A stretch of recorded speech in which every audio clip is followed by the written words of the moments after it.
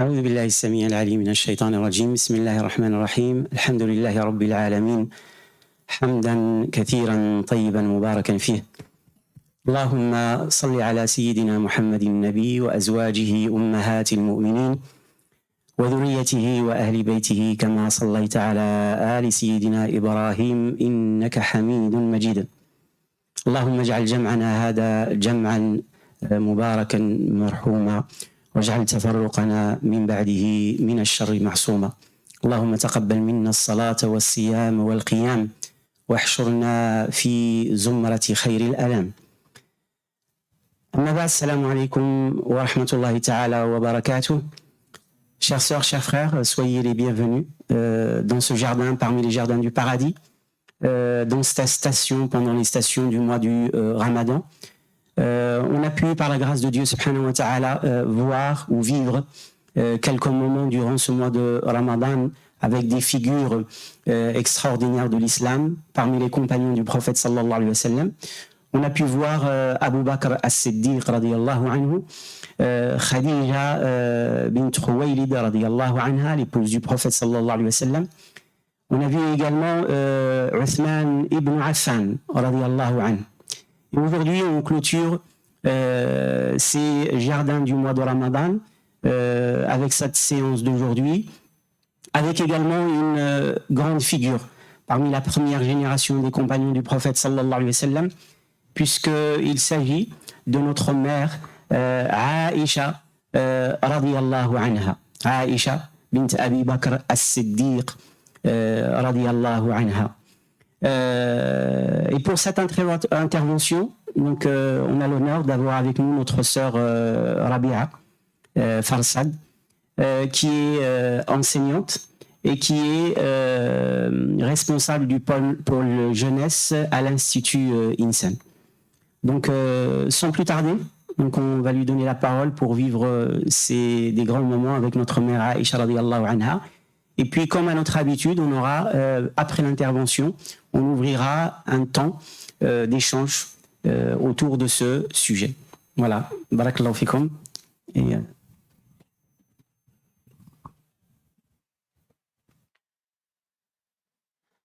barakallahu fik.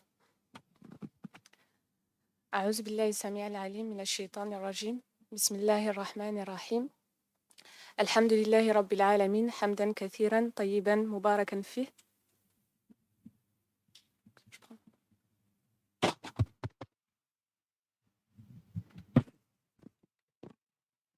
حمدا كثيرا طيبا مباركا فيه اللهم صل على سيدنا محمد النبي وأزواجه أمهات المؤمنين وذريته وأهل بيته كما صليت على آل سيدنا إبراهيم إنك حميد مجيد اللهم اجعلنا من الذين يستمعون القول فيتبعون أحسنه برحمتك يا أرحم الراحمين يا رب العالمين.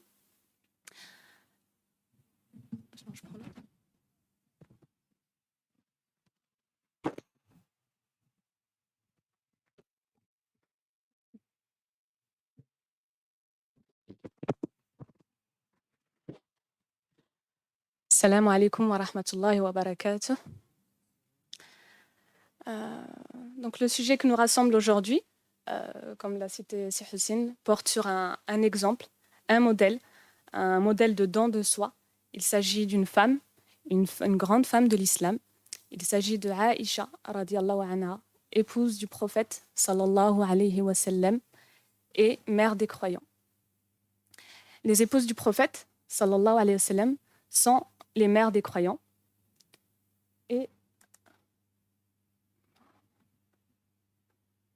les épouses du prophète sont les mères des croyants. Et il est donc important de les connaître, de connaître leur nom, leur nombre, leur histoire. Et l'éloge d'Allah envers Aïcha et envers les épouses du prophète sallallahu alayhi wa sallam est cité dans la sourate Al-Ahzab, verset 6. Le prophète a plus de droits sur les croyants qu'ils n'en ont sur eux-mêmes. Et ses épouses sont leurs mères. Ce verset a pour signification que les épouses du prophète sont considérées comme nos mères. Et donc, nous devons les respecter et les honorer. Elle s'appelle Aïcha. Alors son prénom est un prénom d'origine arabe. C'est un prénom qui a une très belle signification. Il provient du terme Aïch et ça signifie tout simplement la vivante, celle qui est pleine de vie, celle qui vivra. Et subhanallah, en préparant cette intervention, je me suis rendu compte que dans ma vie, alhamdoulilah, j'ai pu rencontrer des sœurs qui portaient ce prénom. Et chacune de ces sœurs, avec chacune sa particularité, eh bien, étaient des femmes, des filles qui étaient pleines de vie. Donc les prénoms ont une belle signification. Et Aïcha en arabe est donc un prénom rempli de bonne moralité, avec une bonne signification. Et Aïcha, radiallahu anha, était l'une des meilleures femmes. Une femme pleine de moralité, de bonté, de piété et de science. Elle reçut aussi l'honneur d'être citée dans le livre saint, le Coran. La place de Aïcha était très particulière. Elle était en effet l'épouse préférée du prophète sallallahu alayhi wa sallam. C'était une femme au service de l'humanité. Et être au service de l'humanité, c'est cela, le véritable don de soi. Ainsi, ce soir, nous verrons ensemble 3 axes qui nous illustrent cela. À commencer par la famille bénie dans laquelle Aïcha est née et avec laquelle elle a pu acquérir très tôt de nobles qualités. Puis, dans un second temps, on verra son mariage et sa vie conjugale avec la meilleure des créatures, notre bien-aimé prophète sallallahu alayhi wa sallam, et auprès de qui elle a poursuivi son éducation religieuse et avec qui elle a vécu des événements qui ont été très profitables pour notre communauté. Et enfin, nous verrons son apport, sa contribution aux sciences religieuses qui font qu'elle est considérée comme la femme la plus savante de l'islam.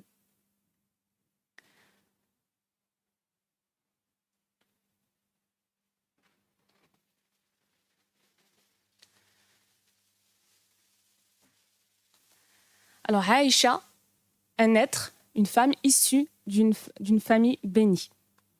Elle est originaire de la tribu des Kinana. Aïcha, elle est née à la Mecque, après la révélation, et environ 9 années avant le Hijra, avant l'Hégire. Elle est donc née musulmane, dans une famille musulmane et bénie. Elle n'a donc jamais connu l'idolâtrie. Au contraire, elle est née dans un foyer de véracité et de croyance. Ses parents étaient musulmans. Et à ce propos-là, elle rapporte « Je n'ai pas connu mon père et ma mère autrement que pratiquant la religion musulmane », rapporté par Al-Bukhari. Elle est la véridique, fille du véridique. Elle est la bien-aimée, fille du bien-aimé du prophète sallallahu alayhi wa sallam. Et effectivement, elle a eu pour père et pour éducateur Abu Bakr as-Siddiq, l'ami fidèle et le compagnon le plus proche du prophète sallallahu alayhi wa sallam, qu'on appelait Siddiq, le véridique. C'est en compagnie de celui-ci que le prophète sallallahu alayhi wa sallam a accompli le hijra vers Al-Madina. Abu Bakr bénéficiait de nombreux mérites qu'on a pu voir lors de la première séance des assises de Ramadan. Il fut le premier homme à avoir embrassé l'islam. Il devint le premier calife de l'islam et il est aussi l'homme le plus savant après le prophète et aussi le plus aimé. La mère de Aïcha, elle s'appelle Rumman. Elle était la fille de Umayr ibn Amr. Elle fut, avec son époux, Abu Bakr as-Siddiq, parmi les premiers musulmans dès la première année de la révélation. Et elle connut toutes les persécutions menées contre les musulmans durant cette période-là. Elle fut très active aux côtés de son époux et le prophète sallallahu alayhi wa sallam lui avait annoncé qu'elle aurait une place au paradis. Donc Aïcha avait ces parents-là avec qui elle a grandi. Aïcha grandit aussi dans une fratrie pieuse et honorable. Parmi eux, son frère aîné, Abdurrahman, avec qui elle partage la même mère et le même père. Son autre frère, Abdullah, qui est son frère seulement du côté de son père. Il joua d'ailleurs un rôle très important dans l'émigration du prophète sallallahu alayhi wa sallam avec Abu Bakr as-Siddiq. Aïcha rapporte à ce propos, Abdullah ibn Abi Bakr était un jeune homme intelligent. Il passait la nuit avec eux, en parlant du prophète sallallahu alayhi wa sallam et de Abu Bakr. Et avant l'aube, il repartait à la Mecque de telle sorte de se trouver au matin auprès des Qurayshites, comme s'il ne les avait pas quittés la nuit. Chaque fois qu'il entendait quelque chose qui pouvait mettre en péril la sécurité des deux fugitifs, il la retenait et la leur confiait lorsqu'il les rejoignait une fois la nuit venue, rapporté par Al-Bukhari. Donc c'était sa mission pendant l'exil du prophète sallallahu alayhi wa sallam, le hijra du prophète sallallahu alayhi wa sallam, quand ils étaient cachés dans la grotte. La plus célèbre de ses sœurs n'est autre que Asma bint Abi Bakr, aussi appelée Abdillah. Elle est la sœur de Aïcha, du côté de son père, et elle avait 10 ans de plus qu'elle.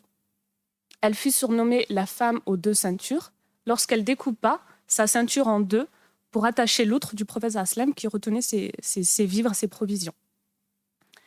Asma, elle est aussi la mère de Abdullah ibn Zubayr, qui fut le premier enfant à Médine après l'émigration et qui devint aussi un grand compagnon. Aïcha et Asma étaient connues toutes les deux pour leur grande générosité. Et Abdullah ibn Zubayr, donc le fils de Asma et le neveu donc de Aïcha, raconte à cet effet « Je n'ai jamais connu 2 femmes plus généreuses que Aïcha et Asma. » Mais leur générosité s'exprimait différemment. Alors que Aïcha économisait une grande somme pour ensuite la donner selon le besoin, Asma, elle, ne gardait rien pour le lendemain. Elle s'occupait des malades et affranchissait les esclaves. Elle avait également un don, hérité de son père, pour interpréter les rêves, rapporté par Al-Bukhari. Aïcha vient donc assurément d'une famille bénie, qui dispose d'un mérite inédit, une belle lignée. En effet, on retrouve 4 belles générations dans sa famille, des 4 générations de compagnons qui se succèdent. On rapporte aussi que la maison familiale dans laquelle grandit Aïcha était visitée matin et soir par le prophète sallallahu alayhi wa sallam.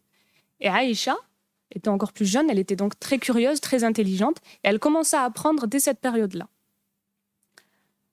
Elle connut donc la piété depuis son plus jeune âge, mais aussi l'endurance, car son père et sa famille étaient persécutés par les Mécois.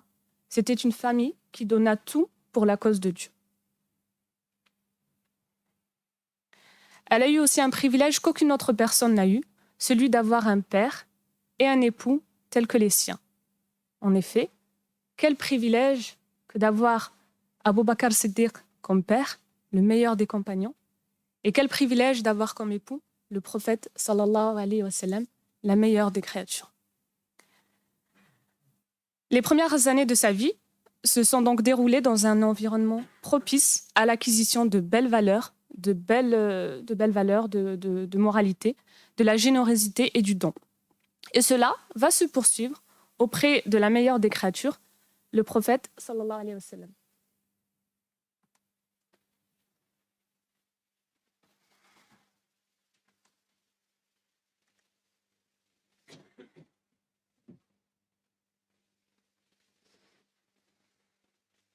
Alors, qu'en est-il de sa vie avec le prophète sallallahu alayhi wa sallam? Aïcha est une épouse choisie par Allah. C'est une épouse choisie par Allah. En effet, le prophète sallallahu alayhi wa sallam l'a prise comme épouse qu'après l'avoir vue en rêve. Et n'oublions pas que les rêves des prophètes sont des révélations. Les rêves des prophètes sont des révélations. Les imams Al-Bukhari et Muslim nous rapportent, selon Aïcha, que l'envoyé de Dieu, sallallahu alayhi wa sallam, vit en rêve l'ange Gabriel, alayhi salam, lui présenter un morceau d'étoffe qui recouvrait un être. Le prophète, sallallahu alayhi wa sallam, lui demanda « Qui est-ce » Et l'ange Gabriel lui répondit « Voici ton épouse ». Et, en soulevant un coin de l'étoffe, il découvrit le visage de la jeune Aïcha, radiyallahu anha. Le prophète, sallallahu alayhi wa sallam, se dit alors « Si cela provient d'Allah, il se concrétisera. » Et il a fait ce rêve 3 nuits successives, le même rêve 3 nuits successives. Ce message lui parvint alors comme un ordre divin et il se rendit chez son ami Abu Bakr Siddiq pour lui demander la main de sa fille, Aïcha radiallahu anha. Et ce dernier, bien entendu, Abu Bakr, a accepté avec joie et avec honneur, car sa fille allait devenir l'épouse du prophète sallallahu alayhi wa sallam ici-bas et dans la vie dernière. Alors leur mariage, il s'est déroulé dans la plus grande simplicité, dans la plus grande modestie, la plus grande simplicité. Le repas de noces était aussi très modeste. Ce jour-là, il n'y avait dans la maison qu'un bol de lait. Qu'un bol de lait, donc le mariage le plus simple. Et l'envoyé d'Allah, sallallahu alayhi wa sallam, en a bu une gorgée, puis il donna le bol à Aïcha, qui en but également une gorgée, et ainsi que les quelques personnes qui étaient présentes. Et on situe cet événement à peu près au mois de Shawwal.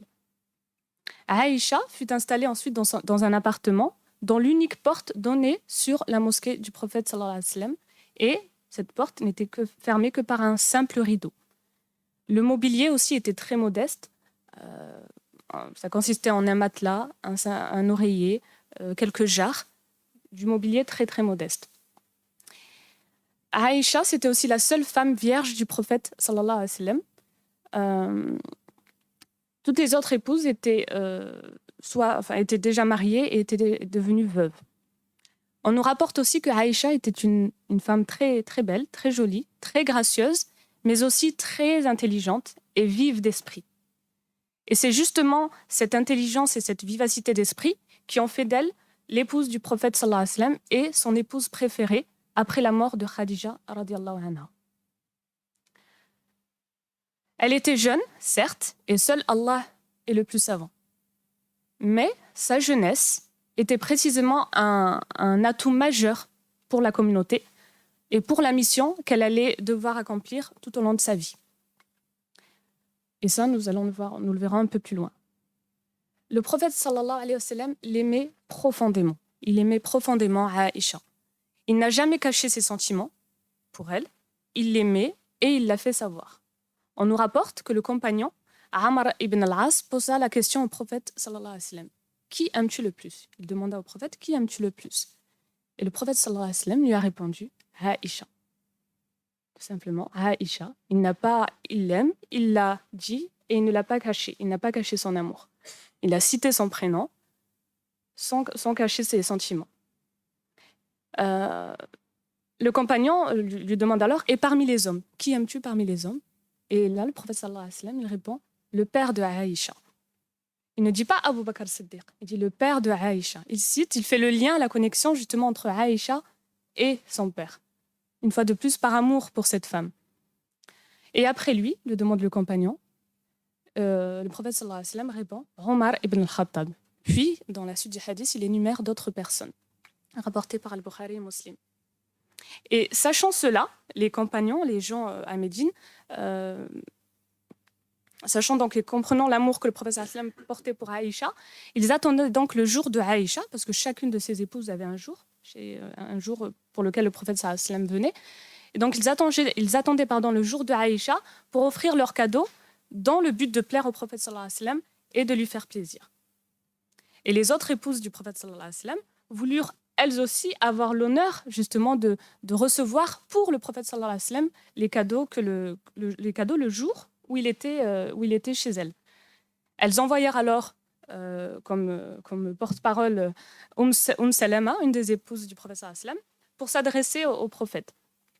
Mais le prophète sallallahu alayhi wa sallam ne lui répondit pas. Et elle fit cette demande à 3 reprises.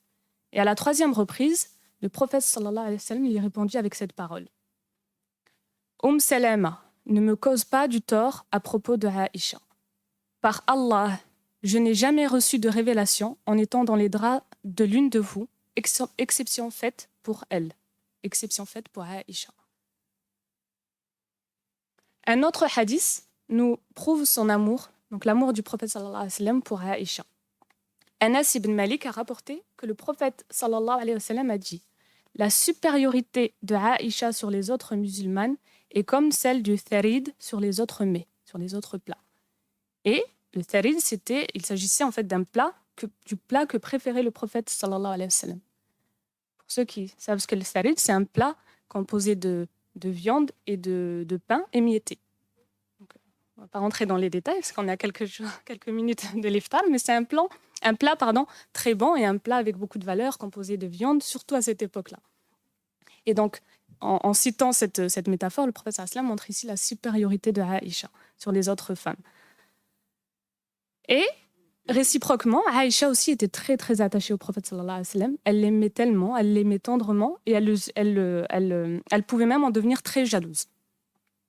Alors, il y a énormément de récits, énormément de hadiths qui parlent de l'amour entre le prophète sallallahu alayhi wa sallam et Aïcha. Donc, j'essaie vraiment de faire le tri. Et encore, ce n'est pas un tri parce qu'il y a énormément de belles choses à dire. Mais parmi les récits, Aïcha nous raconte que quand elle buvait dans un récipient, puis qu'elle donnait à boire au prophète, sallallahu alayhi wa sallam, il buvait en posant ses lèvres là où elle avait mis les siennes, par amour pour elle. Il en faisait de même lorsqu'il mangeait après elle. Et ces petits détails, en fait, permettaient de prolonger leur connexion et leur amour. Leur amour était comme le nœud d'une corde, fermement noué. C'est ainsi que décrivait le prophète sallallahu alayhi wa sallam leur amour. Il disait notre amour est comme le nœud d'une corde. Et parfois, Aïcha, elle lui demandait comment est le nœud, en parlant justement de cet amour. Et le prophète sallallahu alayhi wa sallam la rassurait en lui disant aussi solide qu'au premier jour.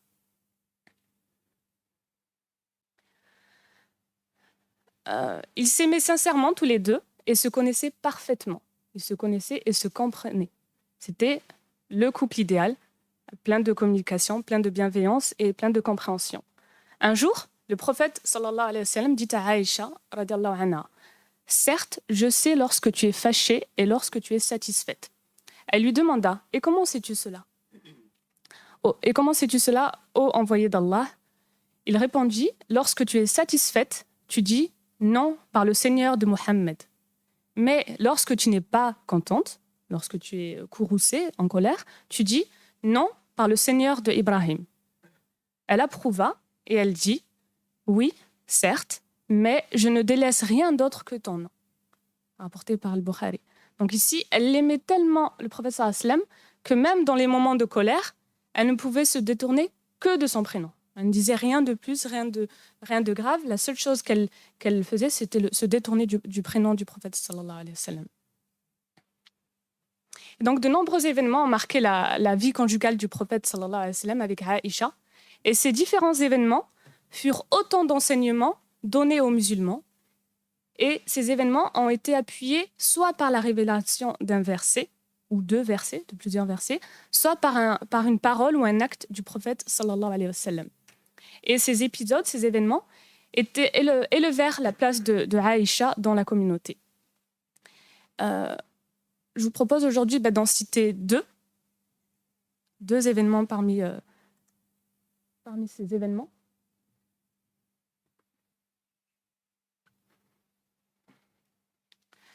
Le premier, c'est un événement que vous connaissez, c'est l'affaire de la calomnie.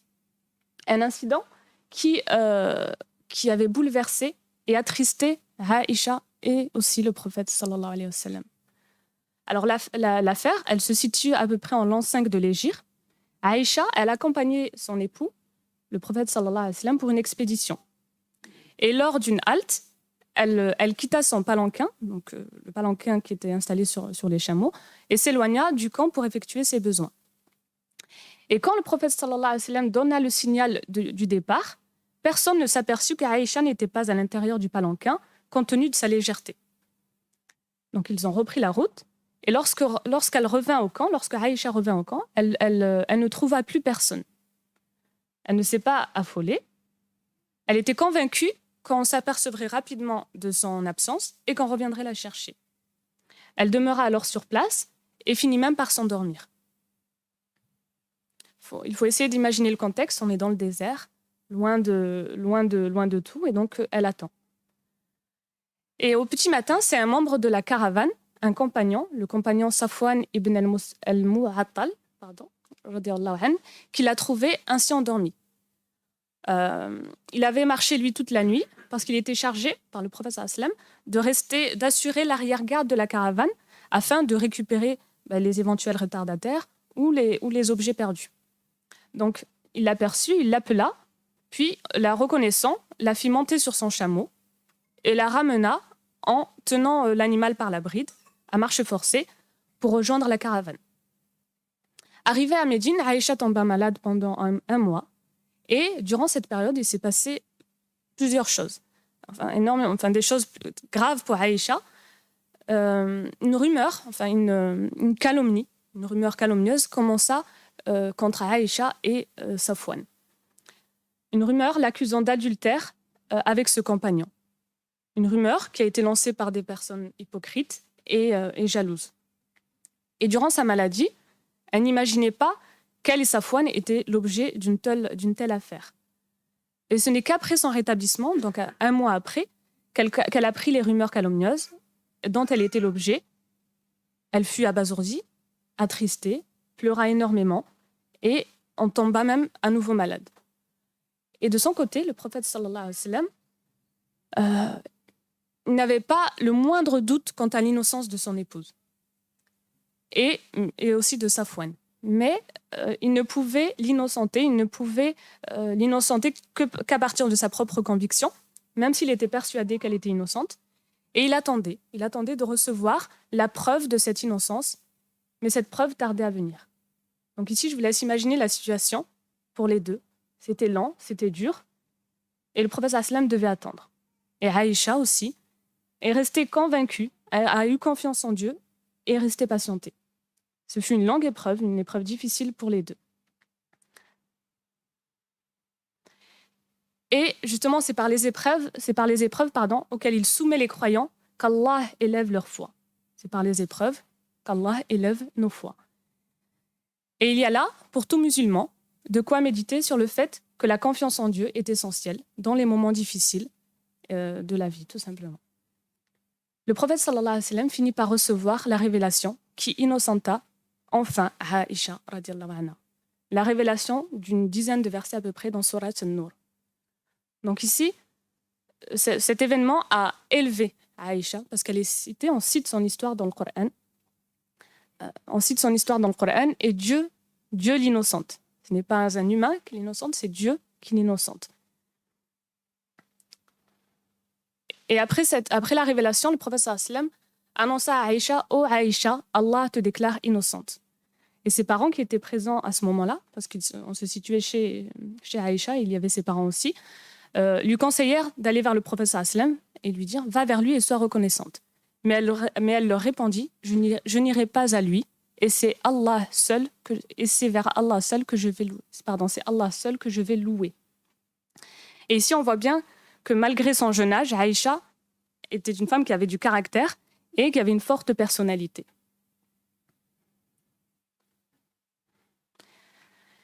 De plus, la révélation de ces versets ont été, on va dire, d'un grand bien pour la communauté musulmane. Ces versets ont interdit toute rumeur, toute conduite, toute rumeur tout simplement envers une femme ou envers n'importe quel humain qui porterait atteinte à qui que ce soit, l'accusant d'adultère ou autre, à moins de pouvoir présenter le témoignage de 4 personnes de bonne foi. Donc ici, c'est des versets qui nous font le rappel, qui insistent sur l'importance du témoignage. Un autre événement qu'a vécu Aïcha radiallahu anha et qui a été bénéfique pour la communauté du prophète sallallahu alayhi wa sallam, c'est l'épisode autour des ablutions sèches, tayammum. Aïcha radiallahu anha et Salama radiallahu anha, donc 2 épouses du prophète sallallahu alayhi wa sallam, avaient accompagné le prophète sallallahu alayhi wa sallam lors d'une expédition.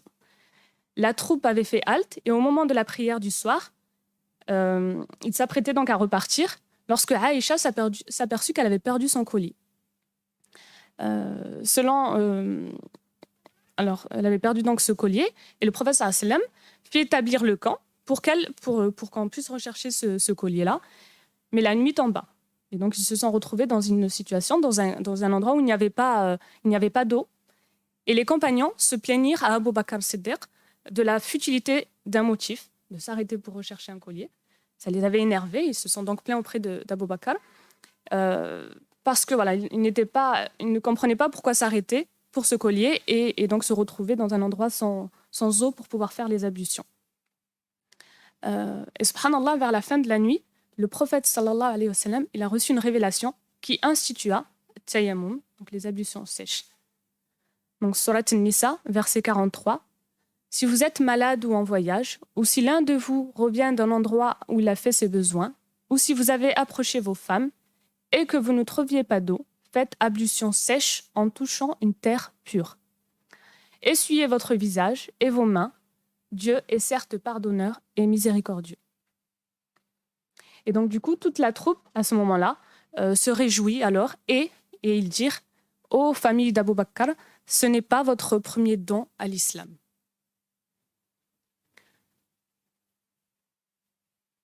Les derniers instants du prophète sallallahu alayhi wa sallam, Aïcha eut l'honneur justement de vivre, d'accompagner le prophète sallallahu alayhi wa sallam durant ces derniers moments.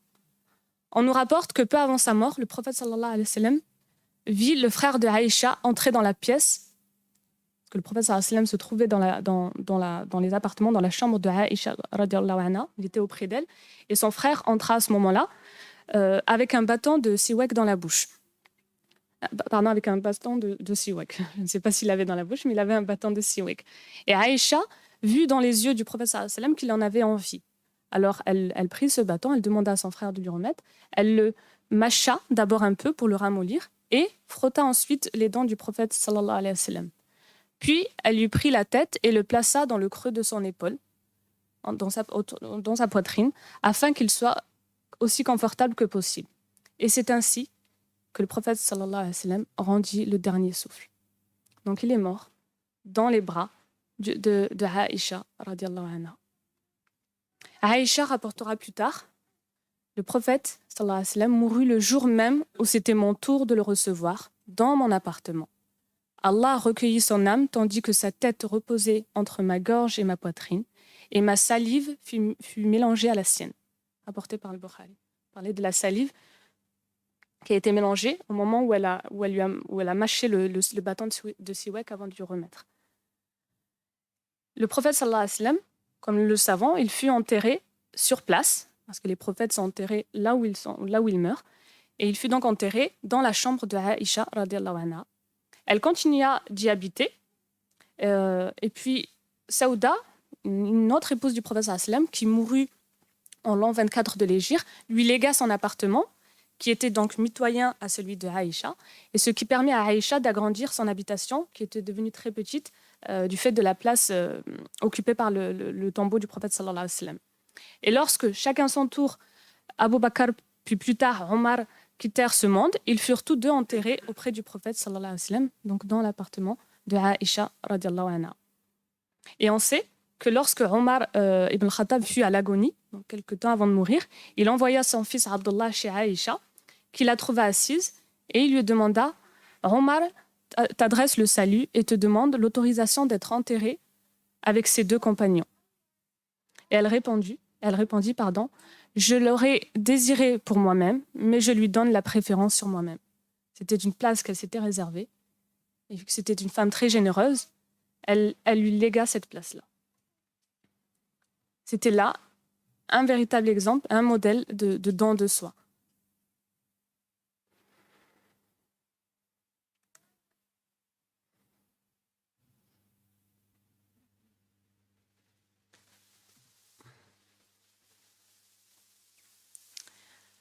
Enfin, pour finir, Aïcha est aussi la femme la plus savante. C'est la femme la plus savante de l'islam. La plus savante de l'islam, de l'histoire musulmane, au point où l'imam Zuhri dit « Si la science de Aïcha radiallahu anha était rassemblée et comparée à la science des épouses du messager d'Allah sallallahu alayhi wa sallam et des autres femmes, celle de Aïcha aurait été plus vaste et meilleure. » Sa science était vaste et éminente. C'était une enseignante érudite, une grande oratrice et une référence pour les compagnons et les successeurs qui l'a consultée sur de nombreux sujets. C'était une savante, une grande enseignante. La famille bénie dans laquelle elle est née, comme nous avons cité dans le premier point, et sa vie aussi avec le prophète sallallahu alayhi wa sallam, lui ont permis d'acquérir et d'avoir une éducation religieuse solide. Sa jeunesse auprès du prophète sallallahu alayhi wa sallam, sa vivacité d'esprit, associée aux précieux enseignements du prophète sallallahu alayhi wa sallam, firent d'elle la femme la plus savante de la communauté musulmane. Son appartement donnait sur la mosquée du prophète sallallahu alayhi wa sallam, et de là, elle pouvait suivre les sermons et les exhortations du messager d'Allah sallallahu alayhi wa sallam à ses compagnons. Donc elle a baigné dans cet environnement de savoir. Et la contribution de notre mère Aïcha radiallahu anha dans les sciences religieuses est très vaste. En effet, elle excellait dans tous les domaines. Les sciences coraniques, les sciences du hadith, la jurisprudence, le fiqh, et plein d'autres sciences comme la généalogie, l'histoire des tribus arabes, la médecine, etc. Et ici, je vais détailler 3 points. Donc les sciences coraniques, les sciences du hadith et les sciences, la jurisprudence, tout simplement. Concernant les sciences coraniques, Aïcha était considérée comme l'un des plus grands exégètes de son époque. Bercée depuis son plus jeune âge par les révélations coraniques qu'elle percevait directement du prophète sallallahu alayhi wa sallam, elle ne se contenta pas uniquement de les apprendre, mais s'appliqua à les déchiffrer et à en saisir la profondeur. Elle avait eu le privilège aussi d'assister à l'intégralité de la révélation de la sourate An-Nisa, les femmes, ainsi que de la sourate Al-Baqarah, la sourate la vache, comme elle l'a dit elle-même dans un de ses récits. Donc je cite son récit, ces 2 sourates ont été révélées au prophète sallallahu alayhi wa sallam, alors que j'étais avec lui. Aïcha, elle était donc le témoin vivant de cette révélation pendant 10 années consécutives, au cours desquelles elle ne cessait d'interroger et de consulter le prophète sallallahu alayhi wa sallam sur les moindres détails. C'était une femme très curieuse et qui interrogeait énormément le prophète sallallahu alayhi wa sallam. Et c'est sans doute grâce à cette curiosité, à cette perspicacité et à son sens de la perfection qu'elle maîtrisa très vite les causes et les circonstances de la révélation, ainsi que son interprétation.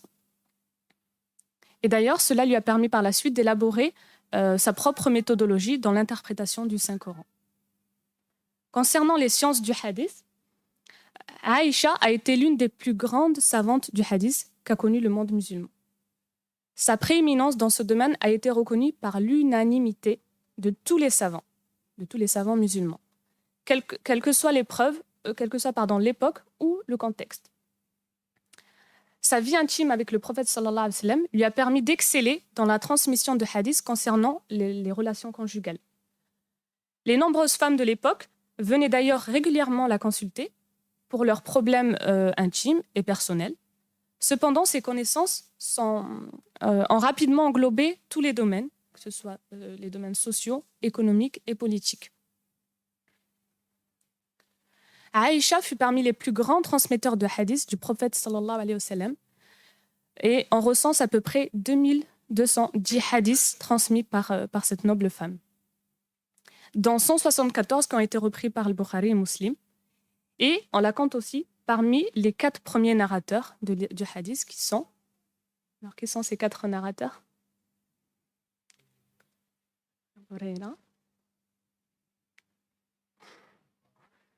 Bukhari, Muslim.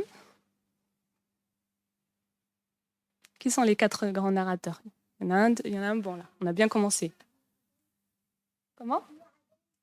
Ibn Abbas? Oui. Il y en a 4, il en manque un.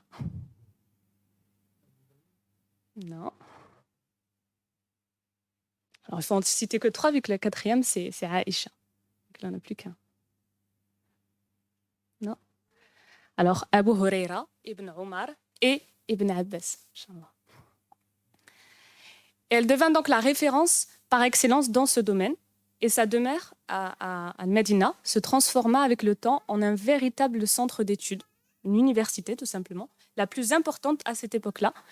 Et on y retrouvait les narrateurs du hadith, les érudits, les savants reconnus, les chercheurs et les étudiants. Tous se bousculaient aux portes de Aïcha pour apprendre, comprendre, rectifier ou tout simplement pour écouter.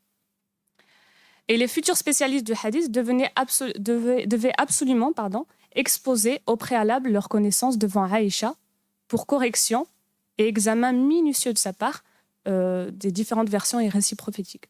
Donc elle était vraiment elle était dans le détail au niveau de la correction des hadiths du prophète sallallahu alayhi wa sallam, des récits. Abu Huraira lui-même, qui est réputé être le premier narrateur de hadiths, venait chez elle, donc venait chez Aïcha, et lui demandait d'écouter ses récits afin de les évaluer et de s'assurer de leur exactitude. Concernant la jurisprudence islamique, al-fiqh, Aïcha était aussi une juriste reconnue justement dans les avis juridiques, dans les fatwas. Elle était respectée, ses avis étaient respectés et approuvés par tous.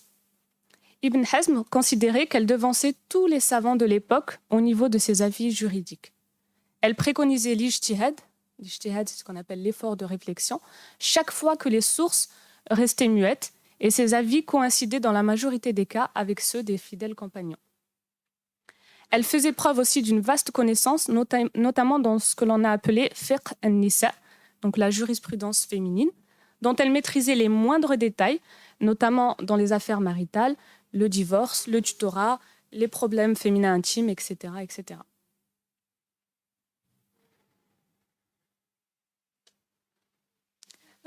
Alors, donc on vient de voir que donc Aïcha était pour toutes ces causes-là, pour toutes ces raisons-là, une grande femme, une grande savante, et elle a vécu longtemps après la mort du prophète sallallahu alayhi wa sallam, ce qui a été en fait très bénéfique dans la communauté, très bénéfique dans l'histoire musulmane, parce qu'elle a apporté énormément.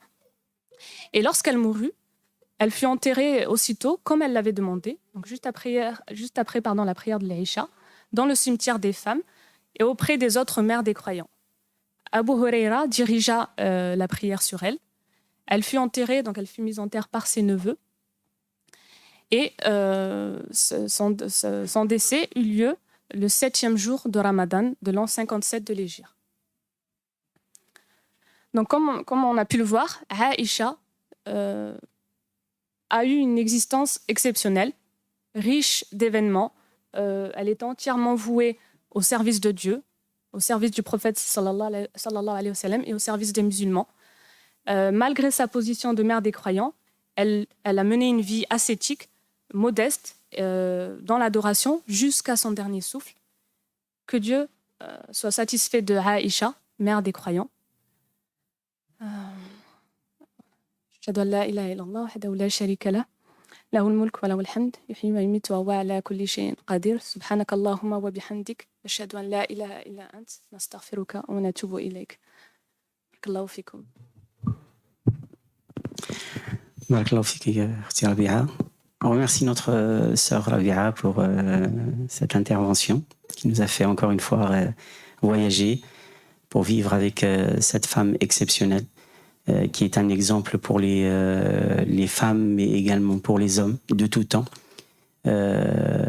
puisque c'est l'épouse du prophète sallallahu alayhi wa sallam, elle a eu la compagnie du prophète sallallahu alayhi wa sallam et c'est la mère des croyants et donc ça c'est la meilleure des générations et aujourd'hui on a besoin de connaître ces hommes, ces femmes, leur vie, leur comportement pour justement retrouver le secret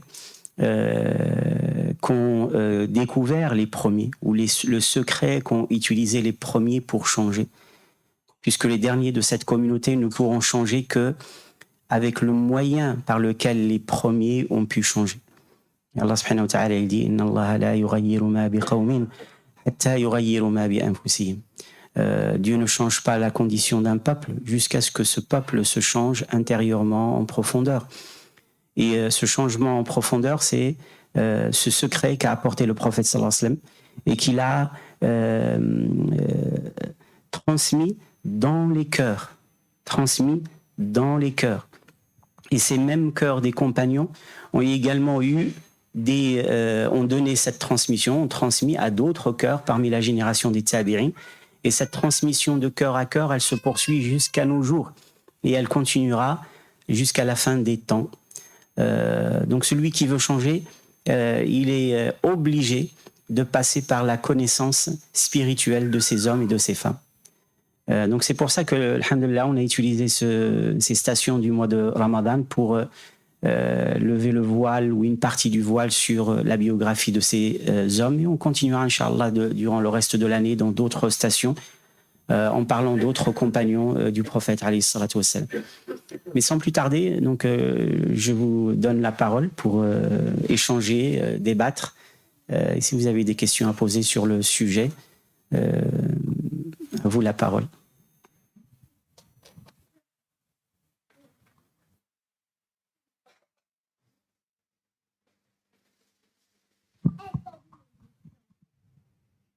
Donc le temps de l'échange est très court, donc profitez rapidement pour ceux qui veulent.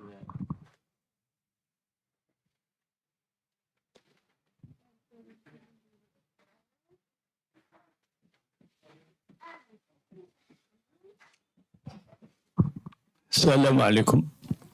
J'ai deux questions qui sont liées entre elles. La première, combien de temps s'est écoulé entre le décès de Khadija bint Khuwaylid et l'union entre le prophète sallallahu alayhi wa sallam avec Aïcha? Et la deuxième, c'est quel âge avait-elle à ce moment-là?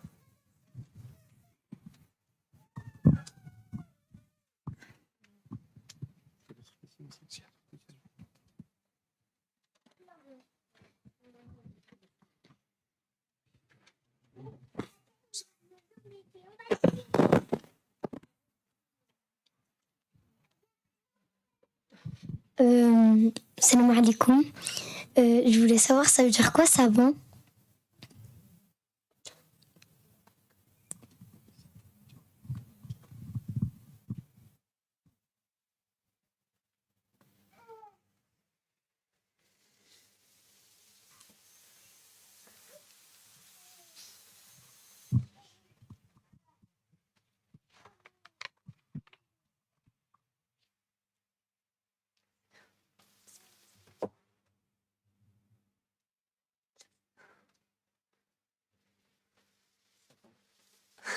Savant. Qu'est-ce qu'un savant? Un savant, c'est quelqu'un qui a beaucoup de science. Voilà. Je vous laisse faire la partie historique. C'était Faisal qui a posé la question. Amine. En apparence, ça paraît une question simple, mais c'est pas aussi simple que ça. Qu'est-ce qu'un savant? Donc c'est vrai ce que dit notre sœur Rabia, c'est quelqu'un qui Dieu a donné beaucoup de science, de savoir, mais c'est une vraie question dans l'histoire musulmane, parce que à l'époque du prophète sallallahu alayhi wa sallam et dans les premières générations, al-ilm, ce qu'on appelle al-ilm, la science, le savoir, c'était selon la définition coranique, c'est-à-dire quand Allah subhanahu wa ta'ala il parle de la science et de l'ilm dans le Coran, quand il dit fa'alam wa'alamu alam ta'alam, ici ça ne signifie pas juste savoir intellectuellement ou avoir une somme de savoir ou emmagasiner un nombre de connaissances intellectuelles, mais ça veut dire ici c'est la connaissance spirituelle, la connaissance du cœur, c'est ça la vraie science.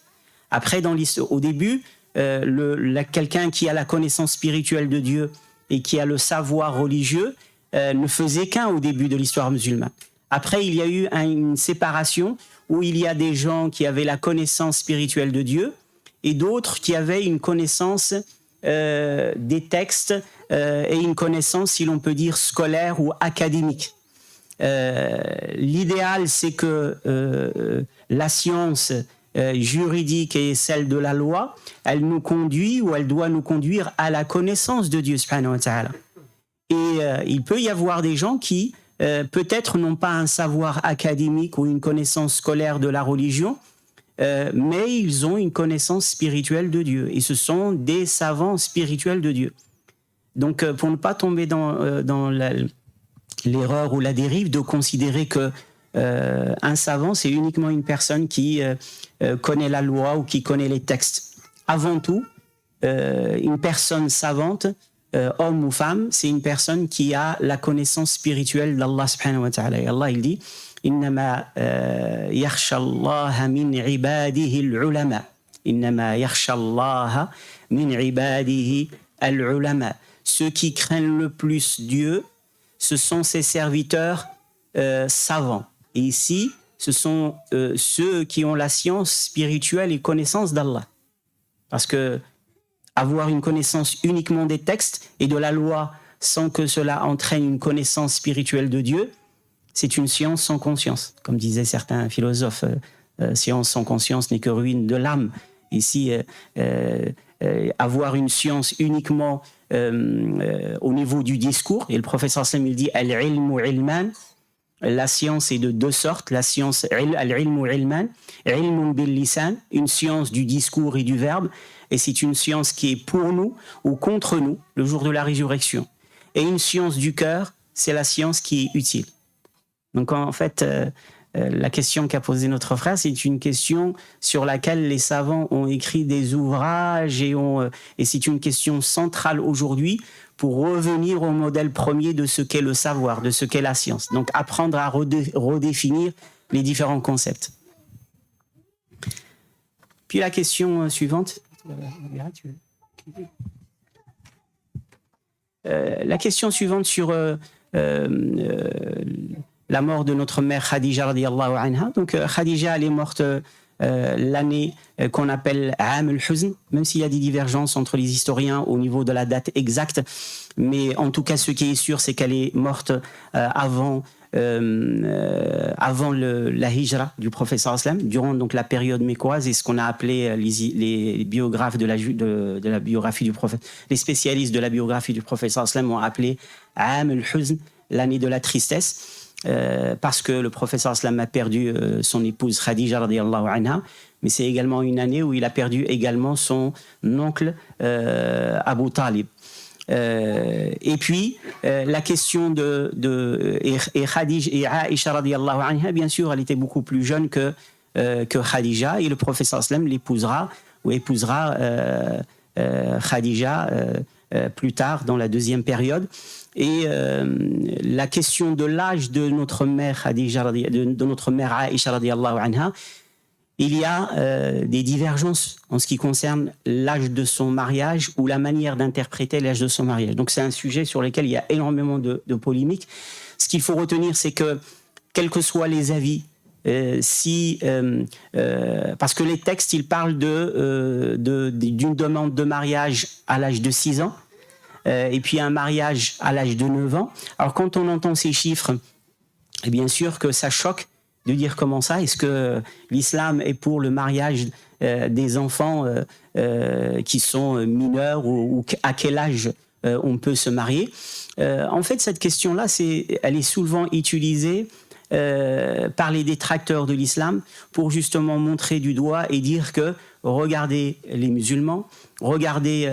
alors que quand on regarde ce que les scientifiques ou les savants ont dit à ce sujet, déjà, premièrement, une question qui est culturelle, c'est pas quelque chose sur laquelle on porte un jugement, parce qu'il n'y a pas une culture qui a plus de valeur ou qui a plus sur une autre culture. Alors bien sûr, certaines cultures qui se pensent comme étant les modèles et supérieurs aux autres cultures, ils se placent toujours en position de donner des leçons aux autres.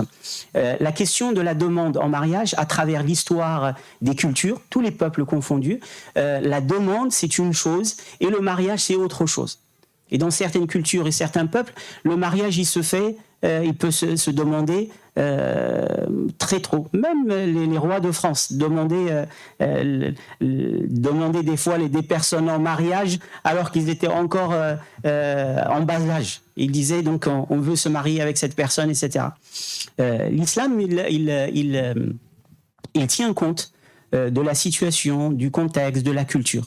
Et la demande en mariage c'est une chose. Et la consommation du mariage, c'est autre chose. Et la consommation du mariage, les juristes sont unanimes qu'il ne peut être fait que lorsque la personne, la femme, est apte, c'est-à-dire qu'elle est arrivée à un âge où elle peut se marier. Et l'âge où on peut se marier, il diffère d'une femme à une autre, d'une société à une autre, d'une culture à une autre. L'essentiel, c'est que la personne soit apte à se marier, c'est-à-dire à supporter le mariage et à consommer le mariage. Si ces conditions sont rassemblées, il n'y a pas un âge défini précisément, parce que la puberté d'une fille à une autre, il y a des filles qui peuvent devenir pubères plutôt que d'autres. Ça, c'est une chose. D'autres avancent le fait que, parce que ce n'est pas une question qui fait unanimité en ce qui concerne l'âge, la demande à 6 ans et à 19 ans, certains ils disent non. En recoupant les différents textes, en recoupant les différents événements historiques, ils considèrent que, en fait, Aïcha radiallahu anha, lorsque le prophète sallallahu alayhi wa sallam l'a demandé en mariage, elle avait plutôt 16 ans et le mariage a été consommé à 19 ans. Parce que les Arabes, la manière de parler ou la manière de comptabiliser quelque chose, ils vont réduire, par exemple, les dizaines. Si quelqu'un, par exemple, c'est unanimement reconnu que la personne a 16 ans, ils vont réduire. Comme dans le hadith sur la description du prophète sallallahu alayhi wa sallam, dans l'ouvrage de l'imam Tirmidhi al-Shama'il al-Muhammadiyya, la description du prophète sallallahu alayhi wa sallam, dans les premiers textes, il y dit que le prophète sallallahu alayhi wa sallam a reçu la révélation à l'âge de 40 ans, et il a vécu à Médine 10 ans, et il a vécu à la Mecque 10 ans, et il a vécu à Médine 10 ans, et il est mort à 60 ans. Et ce texte est authentique. Et donc, la plupart des gens, on sait très bien que la période mécoise, c'est pas 10 ans, c'est 13 ans, mais que la période médinoise, c'est 10 ans, et que le prophète sallallahu alayhi wa sallam n'est pas mort à 60 ans, mais à 63 ans.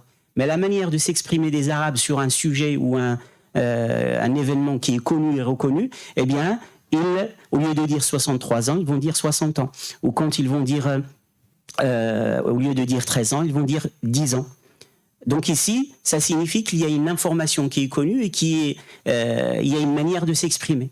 D'une langue à une autre, il y a une manière de s'exprimer. Quand en français, on dit j'ai vu 36 chandelles, ça ne veut pas dire j'ai vu 1, 2, 3, 4, 5, 6, 7, 8, 36 chandelles. Et ça ne veut pas dire j'ai vu des chandelles. Donc quelqu'un dans un contexte français qui connaît la langue française, il sait ce que ça signifie. Et quelqu'un qui serait étranger, il aurait... Donc ça, c'est tout un champ en fait de terminologie, de manière de s'exprimer, etc., qui a fait débat et qui a fait... Dans tous les cas, pour nous musulmans, nous croyants, ça ne doit pas susciter en nous un quelque hésitation ou doute. Parce que le prophète sallallahu alayhi wa sallam ne peut faire que des choses légitimes et que l'islam et Allah ne peut lui révéler que des choses qui sont légitimes, tout simplement. Et après, c'est clos.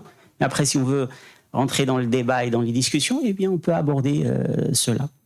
Allahu a'lam.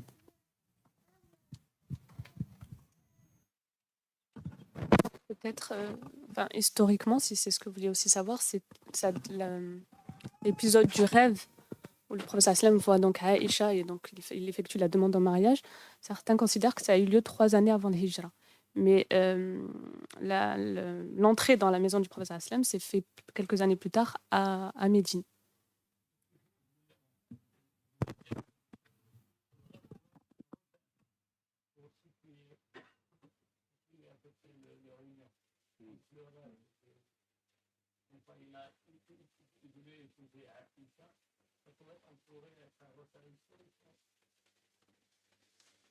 En fait, c'est difficile de dire que c'est un repère parce que sur les versions elles-mêmes, il y a des fois des divergences en ce qui concerne quand ça a été vu, quand ça a été exactement. Donc ça, vous trouvez énormément d'avis divergents. Donc il est très difficile de dire que c'est telle date, telle période. Et puis le rêve, entre le rêve et le moment où ça se réalise, le rêve, certes pour le prophète sallallahu alayhi wa sallam, c'est une révélation, mais entre le moment où la personne voit le rêve et le moment où le rêve se réalise, ça c'est un autre sujet, c'est un autre domaine. Et en plus, ce qu'on pourra rajouter aussi, c'est qu'ici, il s'agit du prophète sallallahu alayhi wa sallam, un être unique, sans dire exceptionnel, unique, tout simplement. Le prophète sallallahu alayhi wa sallam ne peut pas être comparé à quelqu'un d'autre. Et notre mère, Aïcha radiyallahu anha, est une femme unique, exceptionnelle, que Dieu, subhanahu wa ta'ala, a choisie pour une mission qui est celle de transmettre la sohba du prophète sallallahu alayhi wa sallam au féminin. Et c'est pour ça que sa vie entière, elle est particulière. Elle n'a pas eu d'enfants. Elle aurait pu avoir des enfants. Mais Dieu, subhanahu wa ta'ala, c'est comme s'il l'a choisie très tôt, et elle a vécu très longtemps, pour être au service de la prophétie, être au service de l'islam. C'est pour ça que elle traduit l'islam, la sohba du prophète sallallahu alayhi wa sallam au féminin de la meilleure manière. Et c'est une femme qui va vivre très longtemps après le prophète sallallahu alayhi wa sallam. et qui va traverser les différentes générations et différentes périodes spirituelles, politiques, sociales. Elle va connaître des changements extraordinaires et elle aura toujours, par la connaissance qu'elle a eue et la compagnie du professeur Aslam, des positions et un éclaircissement pour les musulmans extraordinaire. Et c'est le modèle au féminin de la bonne compagnie. Et toutes les femmes qui veulent renouer avec la véritable compréhension de l'islam, elles doivent renouer avec la première génération. Comment ces femmes ont compris l'islam. Comment notre mère Aïcha a compris l'islam. Radiyallahu anha. Comment elle l'a vécu, comment elle l'a appliqué.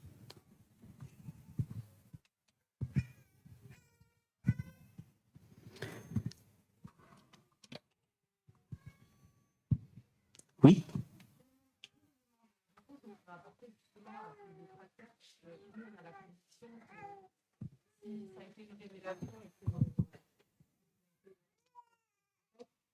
C'est quelque chose de juste, mais les non-musulmans, justement, qui nous apportent ces éléments, comment on pourrait leur répondre? Quel argument on pourrait leur apporter, autre que la conviction qu'ils n'ont pas? Sur la question du mariage? Oui, l'âge.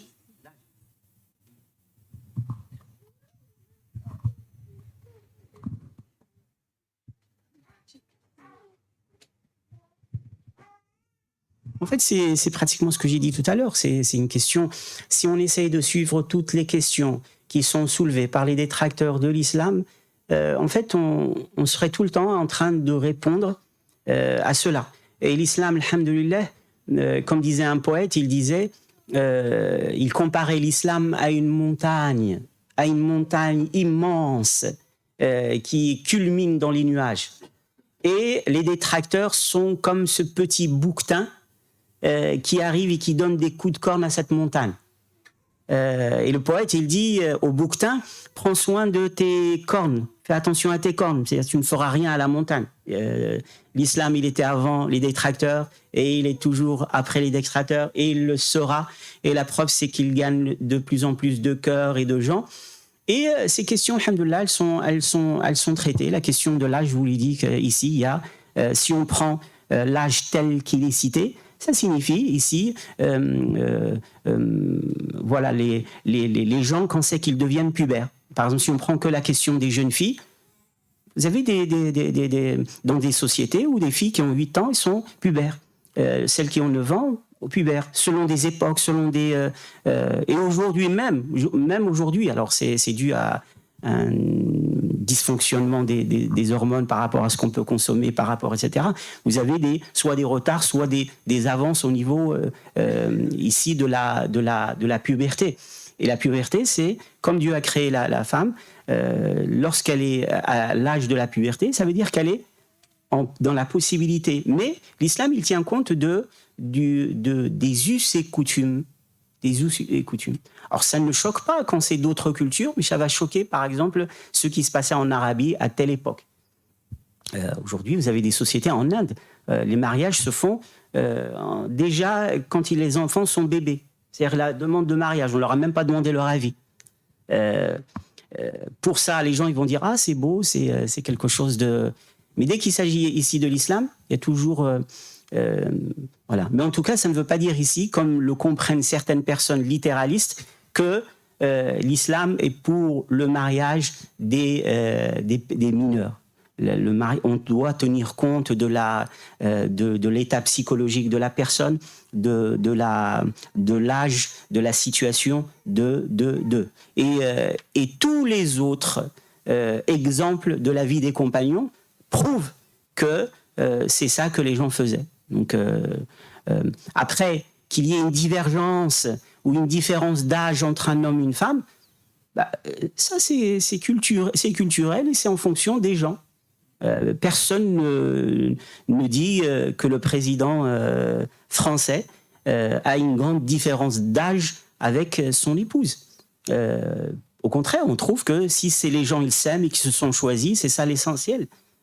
Pourquoi est-ce que pour d'autres personnes, on dirait ça, qu'il y aurait un problème?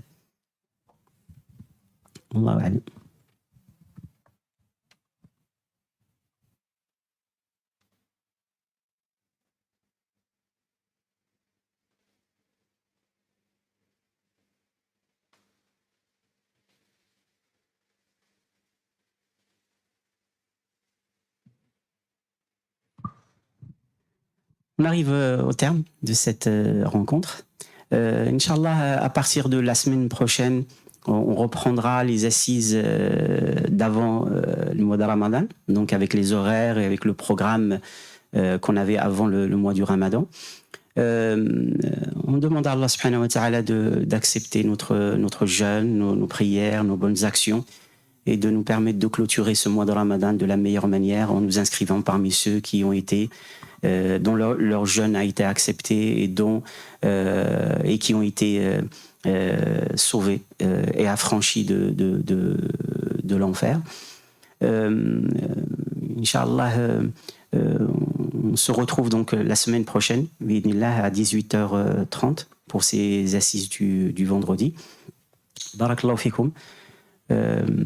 سبحانك اللهم وبحمدك أشهد أن لا إله إلا أنت نستغفرك ونتوب إليك عملت سوءا فظلمت نفسي فاغفر لنا فإنه لا يغفر الذنوب إلا أنت اللهم صل على سيدنا محمد النبي وأزواجه أمهات المؤمنين وذريته وأهل بيته كما صليت على آل سيدنا إبراهيم إنك حميد مجيد ربنا لا تدع لنا في مقامنا هذا ذنبا إلا غفرته ولا هما إلا فرجته ولا كربا إلا نفسته اللهم اقض حوائجنا وتقبل منا إنك أنت السميع العليم واجعلنا إخوة متحابين فيك متزاورين فيك متناصحين فيك متجالسين فيك متبادلين فيك برحمتك يا أرحم الراحمين وارض اللهم عن ساداتنا أبي بكر وعمر وعثمان وعلي وعن سائر الصحابة الكرام وعن أزواج نبيك صلى الله عليه وسلم أمهات المؤمنين اللهم اجعلنا من أتباعهم ومن أحبابهم ومن أنصارهم برحمتك يا أرحم الراحمين اللهم اختم لنا شهر رمضان برضوانك اللهم اختم لنا شهر رمضان برضوانك برحمتك يا أرحم الراحمين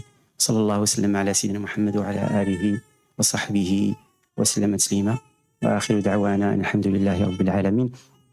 Pour ceux qui sont intéressés, Inch'Allah, la prière de l'Eid se fera, Inch'Allah, donc si c'est lundi à 7h30, donc à l'espace 101, boulevard des États, et chacun devra amener son tapis de prière. Et il y aura également ce jour-là un stand de l'Institut Insan pour la collecte, mais également pour les informations pour la journée porte ouverte et les inscriptions, Inch'Allah. Donc, espace 101, boulevard des États, lundi à 7h30. La prière commencera à 7h30. Barakallahu fikum. Très bonne fin de mois de Ramadan. Salam alaikum wa rahmatullahi wa barakatuh.